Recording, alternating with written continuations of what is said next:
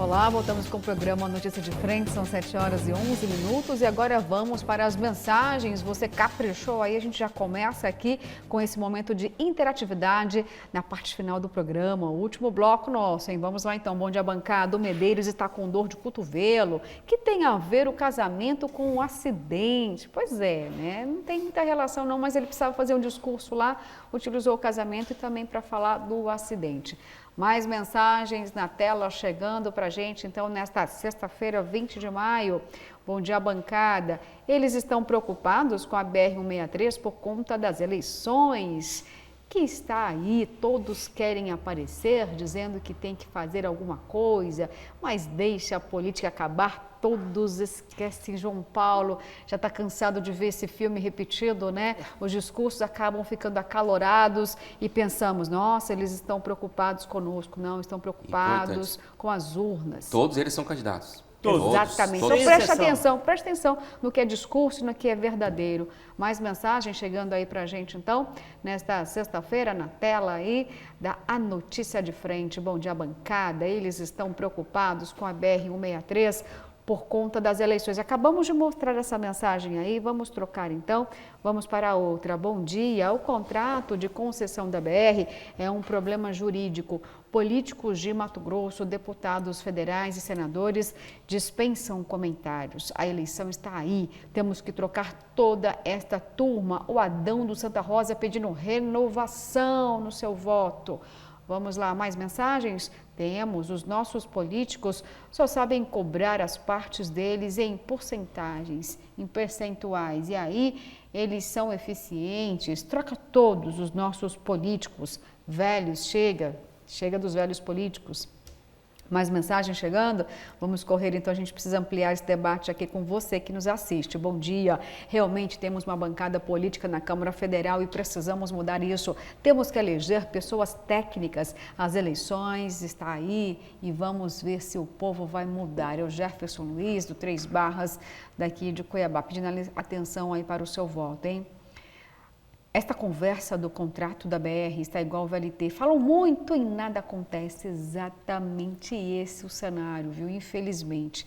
Vamos ver agora se a gente consegue, de fato, né, alguma modificação. Bom dia.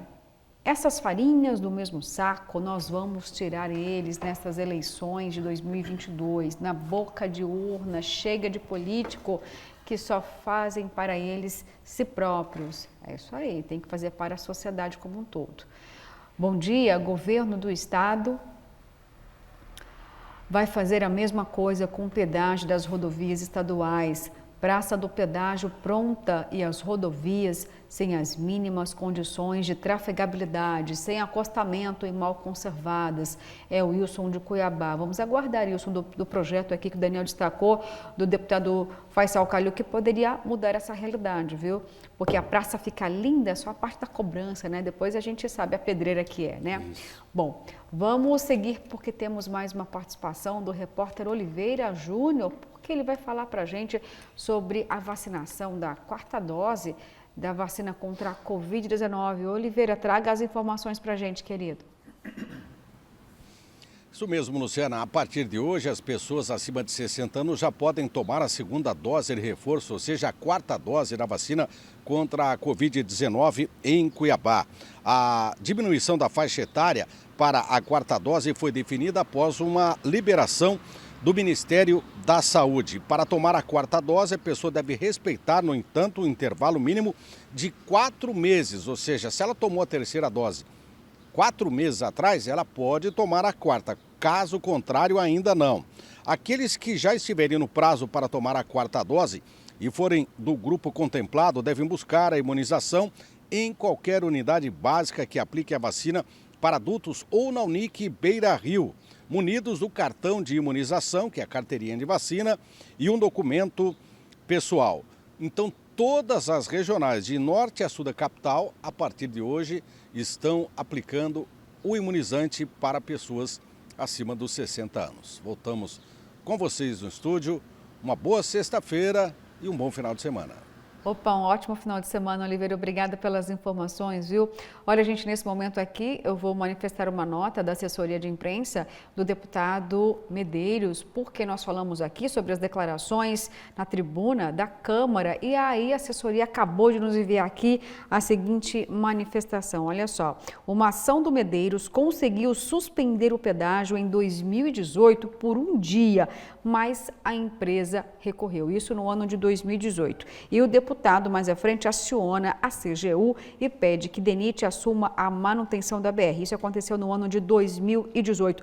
Portanto, gente, na segunda-feira, o programa A Notícia de Frente vai receber aqui ao vivo o deputado José Medeiros e vamos entender todos, mas todos os andamentos, todas as proposituras do parlamentar em relação a essa concessão. Porque tecemos sim críticas aqui ao deputado, falamos sobre o discurso dele lá na Câmara e aqui é um espaço democrático. Então, segunda-feira o deputado estará ao vivo aqui no programa e eu convido você para participar junto conosco e, claro, já prepara aí também a sua pergunta ao deputado José Medeiros. E segunda-feira, então, a notícia de frente, fervendo aqui com o deputado José Medeiros.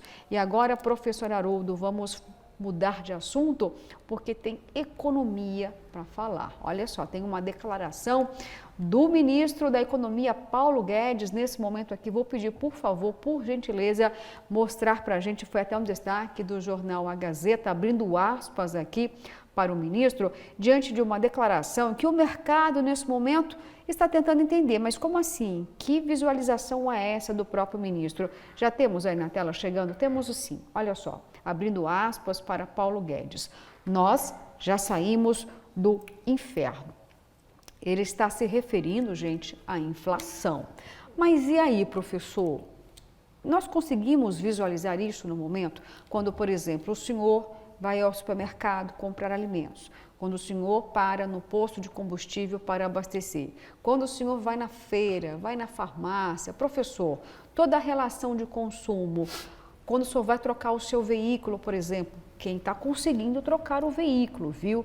Tem essa mesma percepção de que a inflação está sendo controlada, já saímos do inferno? Como que a gente pode entender esse cenário que o ministro da Economia desenha e do qual nós cobramos medidas para melhorar a vida dos brasileiros?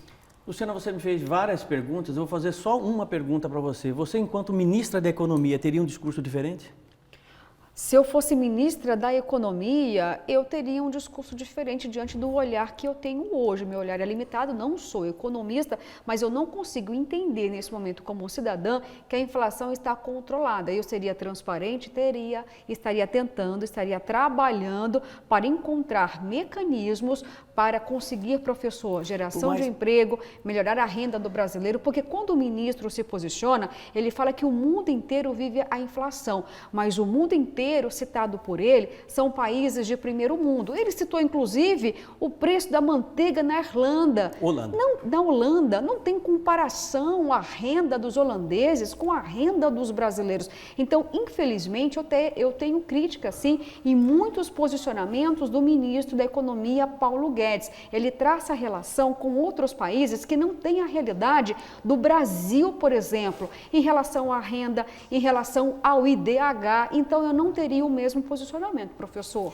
Ele é um espelho da economia, né? Ele não pode traçar de forma alguma, ele tem que buscar, sobretudo, alguns pontos positivos da economia do país para que a imagem do país fique, de certa forma, esperançosa, né? Não só para os brasileiros, mas para também o mercado internacional. Imagine um ministro da Economia dizer o seguinte: não, nós estamos no fundo do poço, nós estamos vivendo o inferno, nossa economia é uma porcaria, não serve para nada, está todo mundo quebrado, todo mundo desempregado, né? Tudo bem que o paraíso que ele diz que nós estamos, nós realmente não estamos, mas ele não pode vender para a sociedade internacional, muito menos para os brasileiros, uma realidade completamente catastrófica, né? Não deve ser assim. Você deve ressaltar exatamente aqueles pontos positivos, né? Que alguns avanços que a própria economia está tendo. É óbvio que toda essa maravilha a gente não percebe. E não percebe mesmo por conta exatamente de combustíveis lá nas alturas, gás de cozinha custando R$160, desemprego altíssimo, né?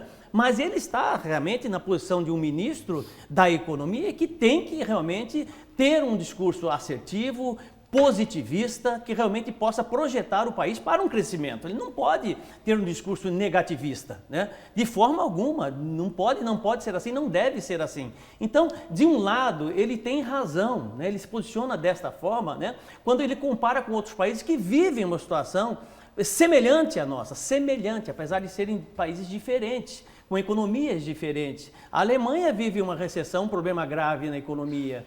Estados Unidos, a mesma coisa, né? A Holanda, a mesma coisa. O Reino Unido nunca passou por situação inflacionária tão grande, né? Então, ele tem que realmente construir a sua narrativa de uma forma que ele possa projetar o país para o crescimento e não simplesmente sair ladeando ou gritando para todo mundo que nós estamos numa situação complicada. Eu acho que o Brasil teve sim alguns avanços na área econômica, né? Ele se comporta de forma correta quando ele aponta exatamente uma luz no fim do túnel de crescimento, né? Buscando aí ressaltar os pontos positivos da sua gestão, da gestão do governo federal, né? E de certa forma busca, né, consertar algumas distorções que ainda precisam ser corrigidas ao longo da gestão do governo Bolsonaro até o final do ano. Eu acho que esse é o cenário que realmente ele tem que capitanear e que ele tem que lidar. Eu concordo com a narrativa dele. Se eu fosse ministro da Economia, eu também trataria e ressaltaria os pontos positivos da gestão, né? E, de certa forma, faria uma exposição tão clara, né? Vamos dizer assim, sob o ponto de vista das coisas que precisam ser melhoradas. Eu acho que o caminho tem que ser esse. Olha, eu como ministra da Economia não falaria mal do meu país, mas eu traria um posicionamento mais transparente, mais verdadeiro, porque o mercado financeiro não é enganado com retórica, Daniel. Quando nós temos aí percentuais elevatíssimos da inflação, a taxa Selic está chegando quase a 13%. Então, ou seja, esse tipo de discurso é para quem? Não é para o mercado investidor, porque lá fora eles acompanham os indicadores. Não existe uma forma de mascarar a realidade. O que eu estou dizendo nós precisamos ainda sair dessa situação delicada, porque quando o ministro se posiciona dessa forma, qual o recado que ele manda primeiro aos brasileiros? Gente, por que vocês estão reclamando? Está tudo bem, nós já saímos de uma situação gravíssima, estamos caminhando para um horizonte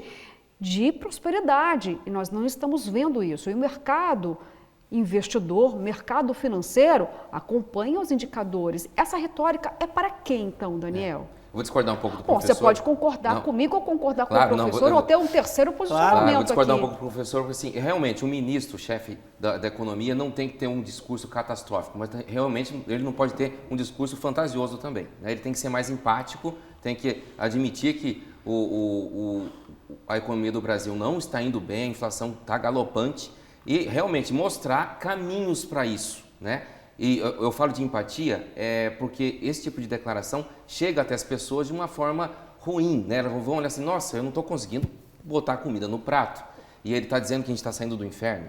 E ao contrário de outros países de primeiro mundo, quando tem recessão, ok, há uma queda ali no poder de compra das pessoas, mas ninguém passa fome. Aqui no Brasil, sim, né? Quando a economia vai mal, na outra ponta, lá no extremo, tem gente passando fome, tem gente que não consegue comprar gás de cozinha, não consegue cozinhar, não consegue ir no supermercado comprar o mínimo. Então, realmente, eu acho que o ministro tem que sinalizar positivamente para o mercado. E, como você disse, o mercado tem olhado aqui para o país, tem acompanhado, mas ao mesmo tempo ser empático também com a situação atual do Brasil aqui. Não dizer, olha, acho que a gente está tentando encontrar um caminho, nós vamos sair desse buraco, vamos tentar, né? Vamos mostrar, e principalmente, como o professor disse, tem que mostrar o caminho, mostrar o que eles têm feito em relação a isso.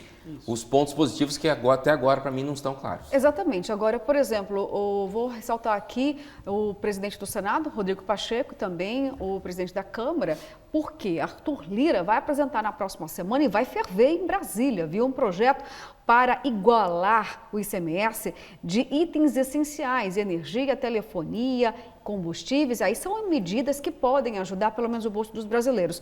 Pode prejudicar a arrecadação dos estados? Com certeza, e por isso não será uma medida fácil não, mas é uma resposta. Vamos aos twitters, então, tanto do Pacheco quanto de Arthur Lira, para você entender o calor desse debate que vai ficar ainda mais tenso na semana que vem. Arthur Lira disse o seguinte: colocarei em votação na terça-feira a lei que classifica combustíveis, energia elétrica, telecomunicações e transportes como bens e serviços essenciais. Portanto, com alíquota máxima de ICMS de 17%.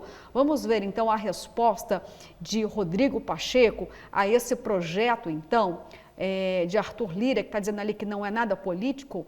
Vamos lá, recebi nesta quinta-feira o presidente da Câmara dos Deputados, Arthur Lira, para discutirmos o PLP 18/22, que muda a classificação de combustíveis, energia elétrica, telecomunicações e transportes para bens e serviços essenciais. Ou seja, já mandando um recado diretamente para o outro que vai emplacar sim o projeto, não vai ficar parado não. Olha só. Comprometi a levar aos líderes o tema que pode contribuir para a redução do impacto nos tributos estaduais sobre o preço dos combustíveis. Ressaltei também a importância da conta de estabilização aprovada no Senado, no PL 1472/21, como medida a ser considerada pela Câmara.